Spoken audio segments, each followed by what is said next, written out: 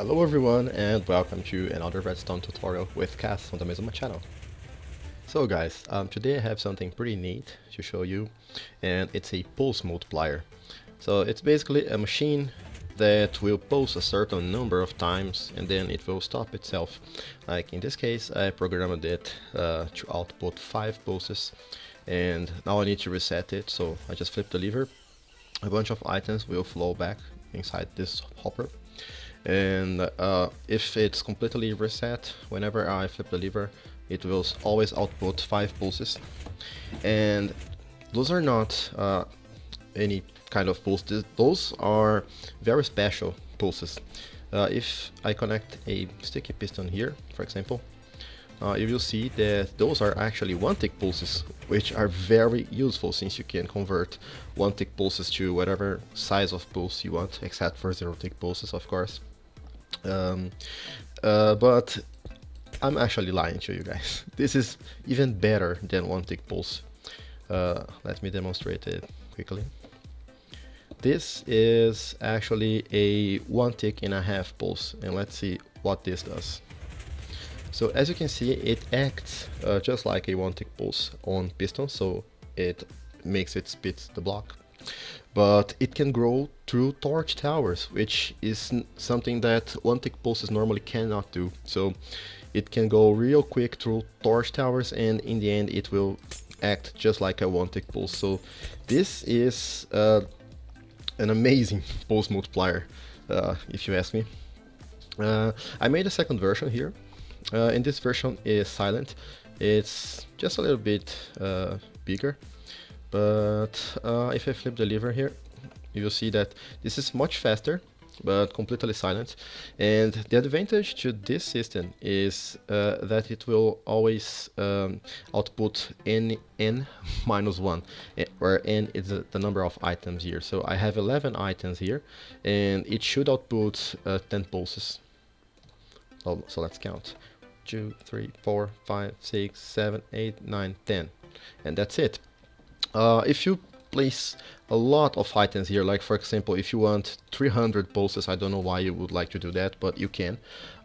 You might have to fix it. Like you should need to place just 301 items inside this hopper here, but sometimes you need to correct it to 300 or maybe 302.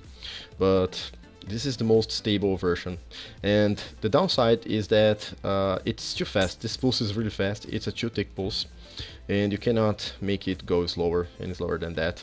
And this is all. You don't even need a tutorial for that. Just this is the entire setup, and this is how to configure it. You want n pulses, just place n plus 1 items inside this hopper. This is a tileable version of the system, so I expanded it, and they all work independently. So if I start this pulse multiplier and I can start another pulse multiplier, you can take the output directly from those pistons. You don't need comparators here. This is how you build it. Just place 2 comparators facing each other, and you don't need sand for this one, which is nice. And yeah, we also don't need those blocks down here. And well, they will not interfere with each other, and just don't place solid blocks here, because this will butt the piston next to it.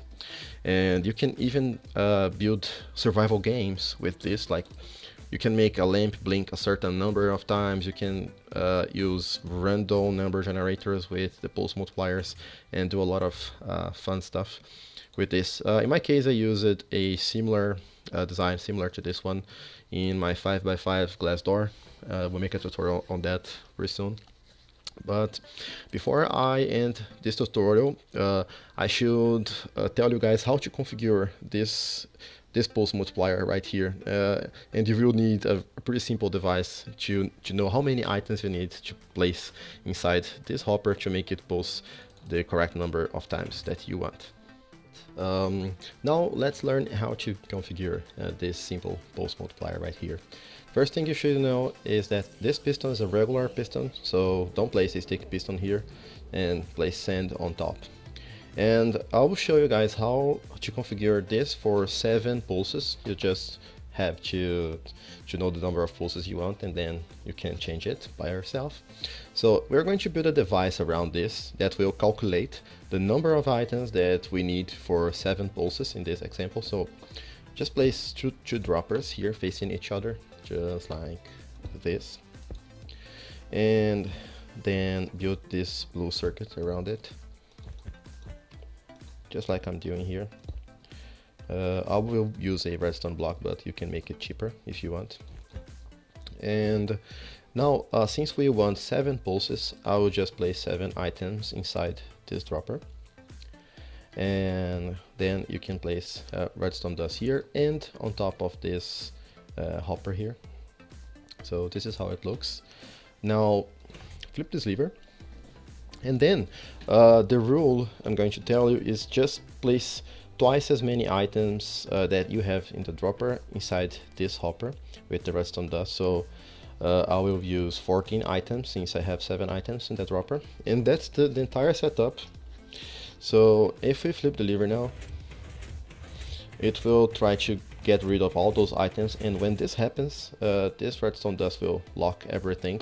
So if we now check this other hopper, you will see that we have 12 items, which should be exactly the number of items that we need in order to produce 7 pulses. So get rid of the extra items and place back your 12 items, destroy this temporary setup, we don't need it, reset the system. So we'll have to wait for all the items to be back here, and 12 items, right? So let's see, 1, 2, 3, 4, 5, 6, 7 pulses, and it stops. So this is how you configure this thing here. And well, I think that this was everything I wanted to show you guys in this tutorial. So thank you very much for watching. Don't forget to leave a like, and see you next time, guys. Bye bye.